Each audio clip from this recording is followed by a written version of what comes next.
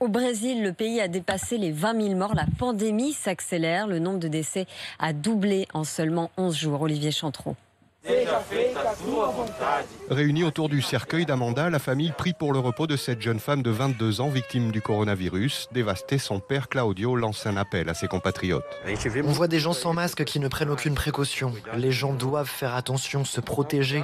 Cette maladie est bien là, elle existe, sinon ma fille ne serait pas morte. 3000 km plus au nord, São Luís a été la première grande ville du Brésil à décréter le confinement le 5 mai, même si l'épidémie semble ralentir.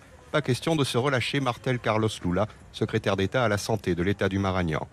Nous devons agir avec précaution. Nous n'allons pas encore nous déconfiner parce que sinon nous allons avoir une deuxième vague à São Luís.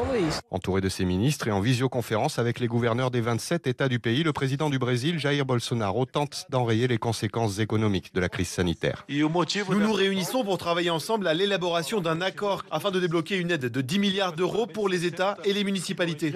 Depuis mercredi, poussé par un Bolsonaro convaincu de son efficacité, le ministère de la Santé recommande l'usage de la chloroquine pour les patients légers du Covid-19.